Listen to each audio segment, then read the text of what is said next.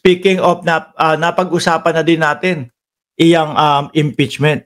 Sino po ba, mga kababayan, yung mga haharap yung mga prosecution panel? Kasi alam naman natin, sila Robin Padilla, yan ang mga judge. Ay nako po, biruin mo, Judge Robin Padilla. Tapos ito ang mga makakausap niya. Hindi ho kaya medyo na lang si Robin, tahimik na lang po. O siguro baka, ay nako, wag naman po sana, no, yung karton na dala-dala ni Robin Padilla na nakaukit o nakahulma si Pangulong Duterte o dating Pangulong Duterte, wag naman niya sanang dalhin at itabi niya doon sa kanyang upuan kapag siya ay nagja-judge na, no, about impeachment. Ngayon, mga kababayan, meron tayong mga narinig na, kumbaga, di ba sa basketball, sa basketball, meron tinatawag na pinoprotesta. Meron pong mga nagpoprotesta kay Leila de Lima, mga bossing. Bakit daw po kasali sa prosecution panel? O bakit isasali sa prosecution panel si Leila de Lima? Simple lang ang sagot. Ang sabi, mga kababayan, congresswoman siya sa 20th Congress. Tapos, basta kasali kasama sa Congress, pwede siya. Di ba? So ngayon, biruin niyo naman po, mga bossing. Sabi nga nung ibang mga congresswoman, yung mga bata, sa sobrang daming ebidensya, doon pa nga lang ho Sa impeachment, ang pinapaniwalaan ko, 3 yung kailangan lusutan ni Inday Sara Duterte. Nandiyan ho, mga kababayan, yung, tawag dito? Nandiyan po yung confidential funds. Doon po umaapaw at nag-uumapaw po ang ebidensya. Siyempre, yung mga nakausap sa OBP, no? Yung mga nakausap sa Department of Education, yung mga sumakit ang dibdib,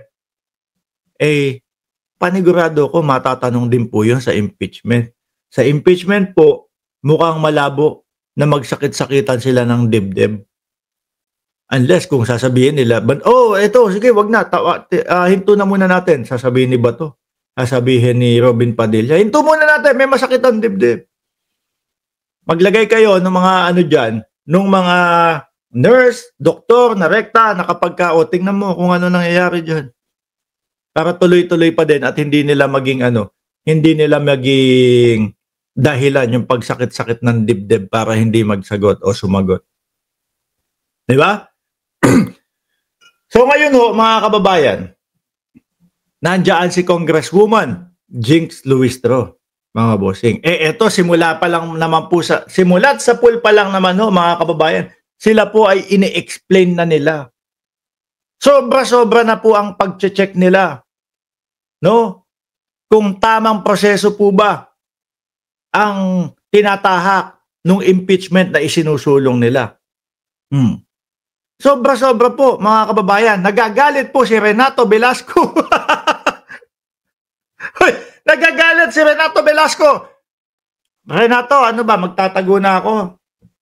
Gilapin mo ba ako, Renato? Pupunta na ako sa ilalim ng lamesa ko para magtago, para kay Renato. Nagagalit na yung mga DDS. Tigil na ba natin to? Sumasakit ang dibdib ng mga DDS. Biruin nyo, ha? Hindi naman kayo yung tatanungin sa impeachment.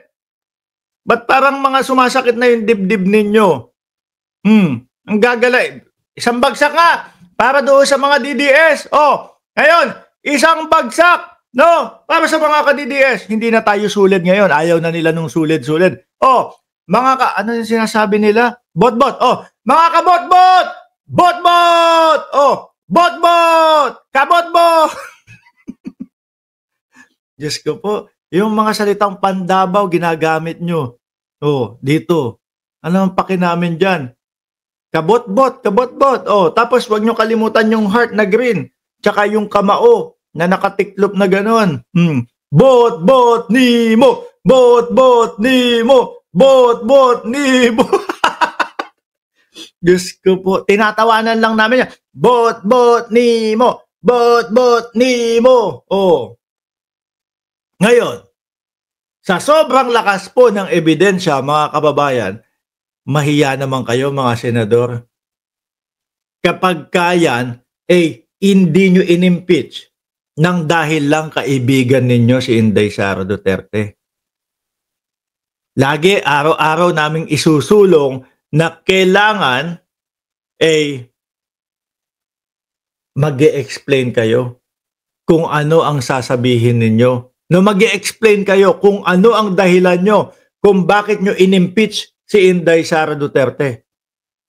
Nang kung ano ang dahilan nyo kung bakit hindi nyo in-impeach si Inday Sara Duterte. Ganon, di ba? Pataso yun para sa mamamayang Pilipino. Aba, bakit? Saan ba galing yung pondo na hinahanap kay Inday Sara Duterte? Sa mamamayang Pilipino, di ba?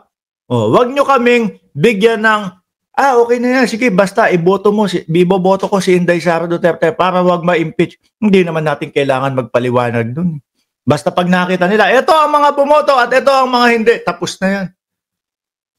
Kailangan requirement sa pagboto, no? Yung nakaakibat na pagpapaliwanag, maintindihan man lang namin. Diba? Maintindihan man lang namin kung bakit nyo hindi in-impeach si Inday Sara Duterte. Malay nyo, maliwanagan kami. Kaya naman pala hindi na-impeach Naipaliwanag maayos. Kaya pala hindi na-impeach Kasi lugi kami. Yung sinasabi nila Robin Padilla, nahaharangan namin ng impeachment, wala sila, hindi pa nila nahahawakan, hindi pa nakikita yung mga ebidensya tapos hindi pa nga yata nakakausap ni isa doon sa prosecution panel. Di po ba? May husga na. Sabi ko nga sa inyo dapat yung Robin Padilla unang-unang ini-inhibit Dahil nakikita naman natin, wala naman pong ginagawa kundi magdala lang po nung karton ni dating Pangulong Duterte. Tapos kapag kadebatehan na po, wala na. Hindi na makasagot. Hindi, sumagot. Mahaba nga yung sagot, English. Kaya lang, hindi nga lang yun yung pinag-uusapan. Di ba? Posibleng komposisyon ng House Prosecution Panel sa impeachment trial. Romeo Acop, no? Joel Chua na dinayo na ang distrito niya ni Inday Sara Duterte para sabihin lang na PI ka, Joel Chua. Ipakain kay Joel Chua yung mansanas hanggang mamatay. Nandiyan din si San Juan City, Isabel Maria Zamora.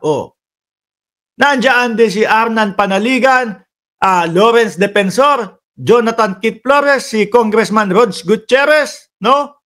Na natanong ni dating Pangulong Duterte, abogado ka ba? Ang ayos-ayos ng mga katanungan Marcelino Libanan at ang mga nawala mga bossing ay dadalawa lang. Biruin nyo yun.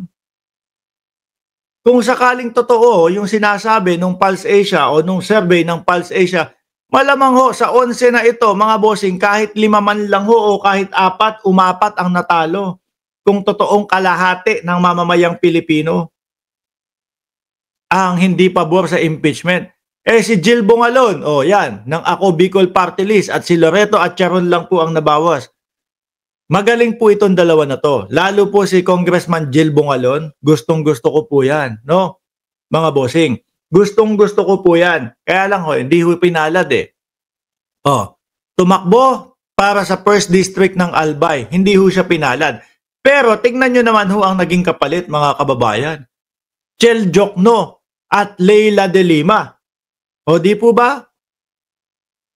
Ito pong Leila de Lima. Matalino yan, mga kababayan. Kaya ayaw na ayaw nila. Lalo na si Congresswoman Jinky Luistro si Jinx Luistro. Mga bossing, parehas pong mala MDS yan, parehas pong mala Miriam Defensor Santiago yan, mga kababayan. Kaya naman, ang sabi nila kay De Lima, pinoprotesta namin si De Lima, hindi dapat yan kasali. Bakit? Bakit hindi kasali? Congresswoman na yan. Di po ba?